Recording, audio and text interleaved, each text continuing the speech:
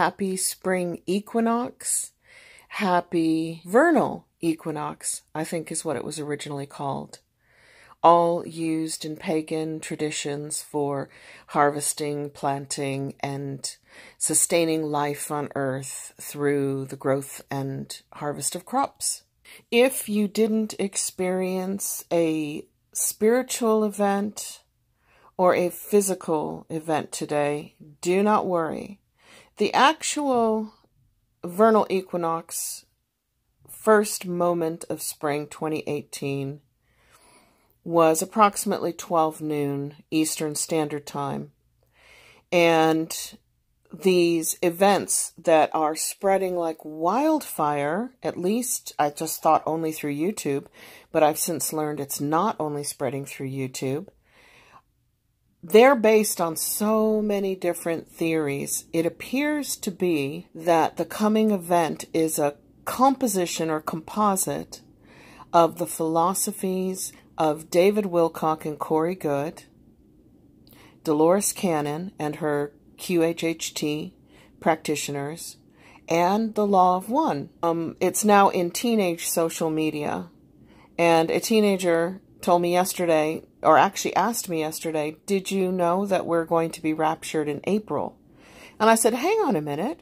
I thought the rainbow cloud in the event was scheduled for the last week of March, particularly today on the spring equinox, the vernal equinox, when the good people would be raptured up to 5D Earth, and the negative bad people would be left behind here to deal with or experience the destruction of 3D Earth through natural means or through their own means, like basically staying in the mess that they created.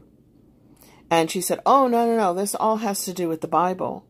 And biblically, we are predicted to be raptured. The good people go to heaven, and the bad people go to hell next month in April.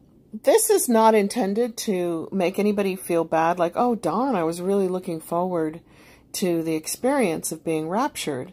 But it's just my opinion on having studied basically all the world religions I could get my hands on for 40 years, went to a Jesuit university, had to read the Bible from front to back, and that kind of kicked me off on my journey through life of reading every holy book I could get my hands on, regardless of where it was written or when it was written. And there are certain golden threads of commonalities that run through all holy books, because let's face it, whether inspired by angels or inspired by higher selves or inspired directly from God, humans love predicting the end of the world. And in my lifetime, the end of the world was predicted about every 10 years, about every decade, we would face a new ending to the world according to someone or according to something.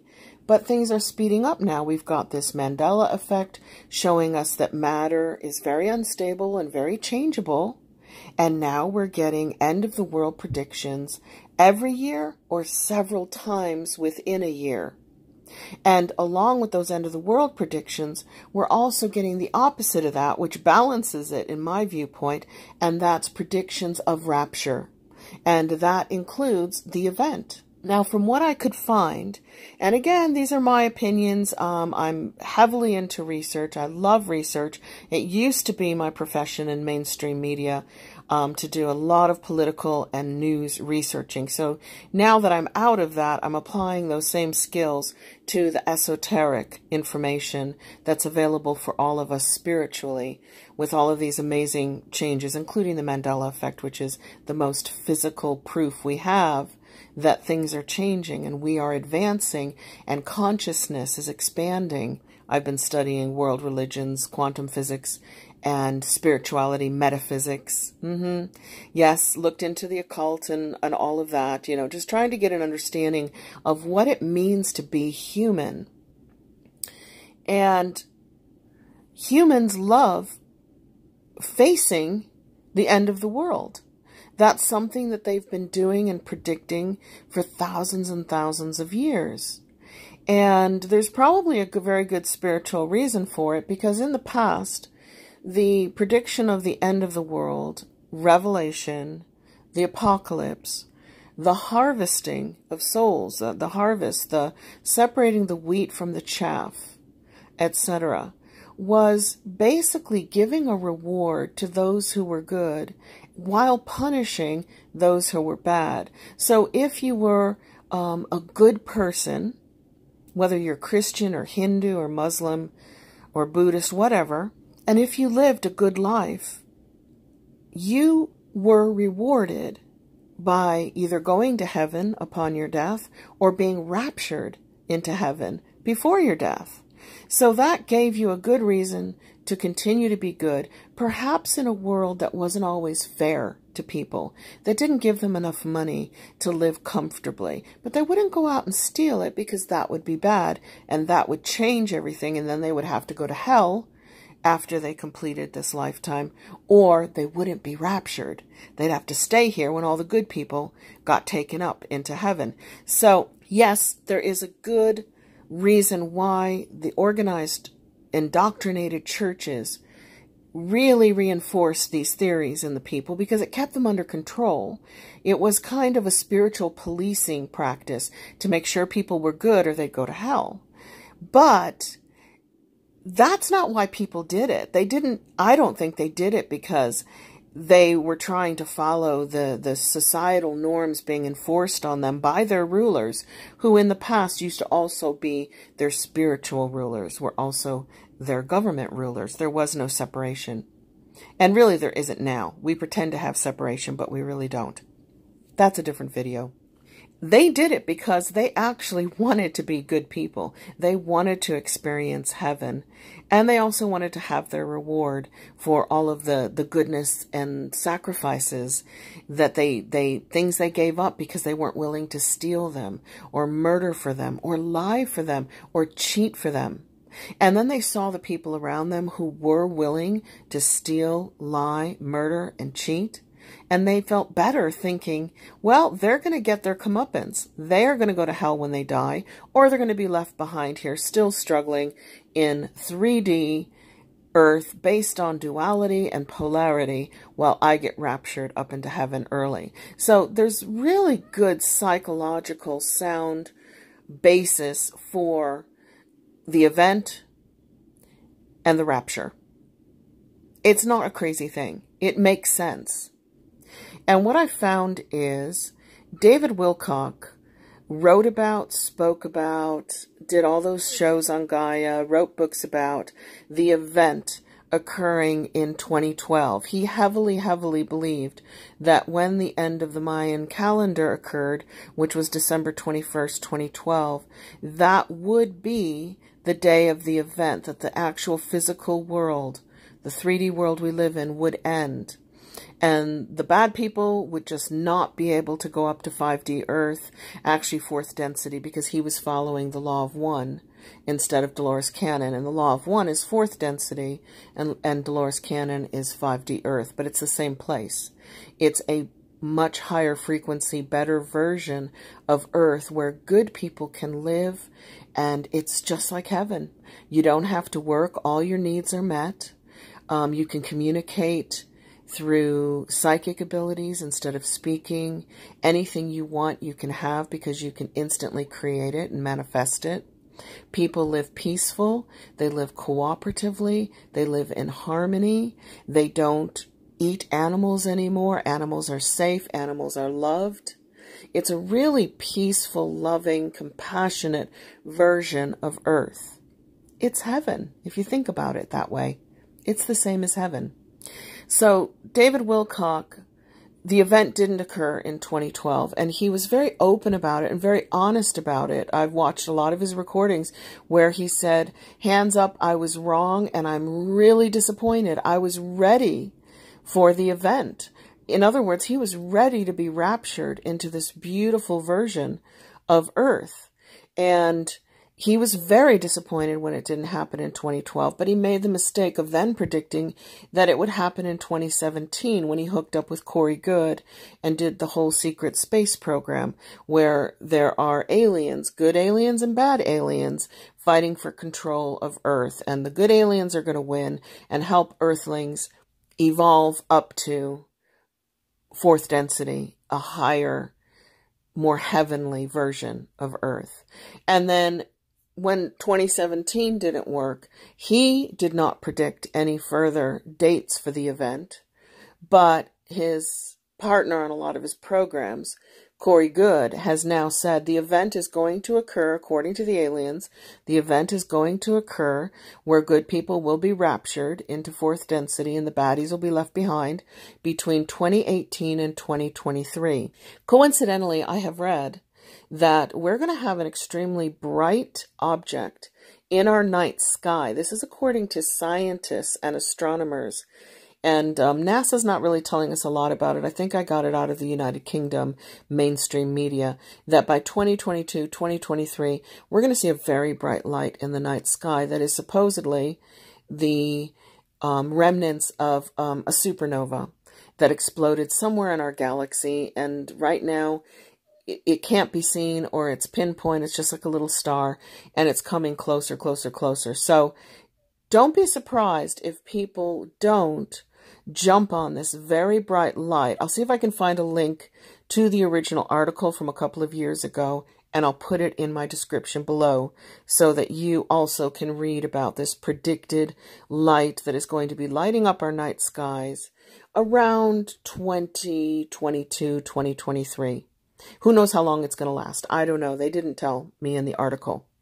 But don't be surprised if people don't jump on that light as being some indication of the end of the world or some indication of an event or a rapture. So we've now got the April rapture, which is circulating around teenage social media, and it's more biblical. We have the event, which is circulating heavily on YouTube. And I think this event for this year or moving forward is going to be a compilation of many, many different sources.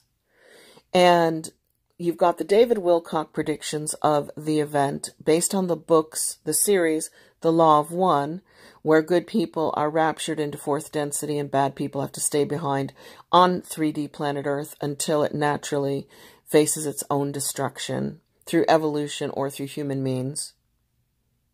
You've got Dolores Cannon talking about a gradual process of ascending, good people ascending to a 5D Earth, which is cooperative and compassionate.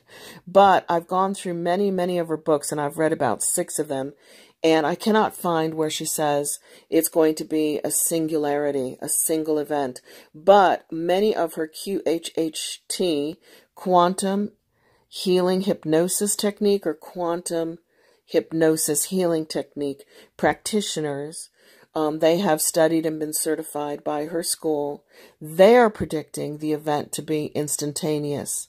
Interestingly, through a rainbow cloud or a rainbow wave that will be seen with the naked eye, David Wilcock for many, many decades has been talking about the Buddhist tradition of the rainbow body, where when a Buddhist monk reached the apex of spirituality in human 3D form, their body upon their death, after their death, would literally disintegrate and disappear into a rainbow body. It'd just be gone. And I do believe that some of the Dolores Cannon 5D Earth practitioners, now that she's gone so that she can't talk about it and kind of guide and steer the group, are combining her philosophies, her findings on humanity and the earth, eventually evolving up into 5D, more compassionate, more loving existence, combining that with David Wilcock's Buddhist rainbow body, because there's the rainbow wave, and combining that with the Law of One, which talks about an event of going into fourth density.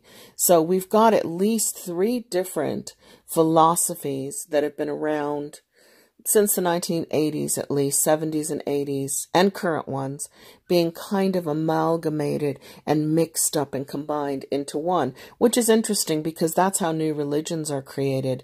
That's how new belief systems are created. You take what's been given to you from previous human beings creating their own belief systems, and you decipher it and you change it into something new. And don't get me wrong, there are many great changes that we're experiencing now, in addition to the Mandela effect. That's the most obvious one that seems to be shaking people awake to the changes. The Earth is being bombarded with more gamma radiation from the galaxy and more magnetic waves from the sun because of the low sunspot activity phase that we're going into. There's an 11-year sunspot phase. We're in a low spot there. And there's a 400-year grand solar minimum phase, and we're in the grand solar minimum, which is why we're getting so much snow and wacky weather all over northern hemisphere. So we have increased magnetic waves. We have increased gamma rays. We probably have increased waves coming that we can't even recognize or measure. And we do have a scattered magnetic shield, and we do have a higher Schumann frequency and amplitude. So we are evolving, and we are evolving fast, spiritually, at least in consciousness, that's for sure. Probably physically too. So I just don't want anybody to be disappointed if they don't get instant rapture or an event which instantly takes them into 5D Earth. Europe. Maybe it's getting bigger because I'm bumping into a lot of people from England and Germany and Australia and South Africa who are similar in their spiritual beliefs. But 23 years of living in Europe, at least in Western Europe, by law, every human being who is working gets 6 weeks paid vacation a year. That is by law. Can you imagine? You can't take it all at once, but can you imagine working 2 or 3 months and then having 2 weeks off to rest, to garden, to travel, to study? And here we're lucky if we get 2 weeks off a year for all kinds of reasons. It all goes back to our founding fathers and the Puritans. And, you know, the devil makes use of idle hands. So make sure nobody has any time off. But that's a different video. So in Europe, they have up to 12 months maternity leave, not 100% paid, but paid maternity leave. The longer you take, the less of your salary you actually get, but they hold your job for you, and you are paid to stay home with your baby for 12 months. There's also 6 weeks mandatory paternity leave, where dads get to stay home with their new baby and bond with them and help the mother for 6 weeks. Paid, not 100% paid, sometimes half salary. Can you imagine as an American living like that? University fees are covered. Your dental and your health is covered. 100%. Or universities in England are now charging, like, you can go to Oxford or you can go to the university down the street for about £6,000 or $10,000 a year. That's when I left in 2012. That's how they instituted a little bit of a payment. In France and Germany, if you go see your doctor, there was a copay of like $20 20 years ago. So maybe it's $50, but the rest was paid. How was it paid? Did they magically get money out of the air? No, it was paid through workers' taxes. And in America, the government has managed to brainwash Americans to thinking, we're going to take all this money from you, all this tax money from you. But if we put it into things that would benefit you, that's socialism. And then you'll be living under communism and you won't be able to think, speak, or travel. You'll be locked up in the cage of the United States if we take your money and use it for your own good, for the benefit of all. That's how they've brainwashed Americans into thinking socialism is dangerous, it leads to communism. So they gladly hand their taxes over every year and allow the government to spend 77% of their hard-earned money on the military-industrial complex to support 800 overseas bases. Why? To implement the needs of the international globalist corporations and banks. That is the truth of it. That is not a controversial political thing that we shouldn't talk about and we shouldn't look at, because then we're not being spiritual and we're being negative. That is the reality of the 3D world that we live in. And it has a knock-on effect. Spiritually, it has a knock-on effect. because that means that there's no money here to give you time off work. There's no money here to give you a decent maternity leave to bond with your children. There's no money here to pay for your health. There's no money here to pay for your medical. There's no money here to send your children to university. So you need to work. And hopefully at the end of the day, you'll just cover the basics, the basic needs of life. And that takes away the time to explore spirituality and explore spiritual topics. It takes away relaxation. It takes away, it keeps Americans stressed. And then if you add the terror and the fear, the constant feeding of the terror and the fear, that will keep the Americans paying more of their taxes over to the military to protect them, because they constantly feel like they're in the state of fear. So I'm not surprised, after living 30 years in America, 23 years in Europe, and 5 years back in America, I am not surprised that Americans want to be raptured today or next month. They're tired. They're working hard just to pay the rent. They're seeing their jobs go, so they're fearful of being able to pay the rent indefinitely until the day they die, or their mortgages. Meeting your survival needs. Having enough money within the current system to pay for housing, food, insurances, cars, transportation, education for your children. I'm not surprised that they want to go somewhere instantly where they can. One of the things that the event and the rapture and heaven have in common is that you don't have to work in order to live. You don't have to work doing something you don't enjoy doing 8 to 10 hours a day, 5 days a week, for 70 years of your life in order to survive. You get to contribute to the group that which you love doing. That's a common theme in all of this. Or you get to study what you want to study, or do what you want to do.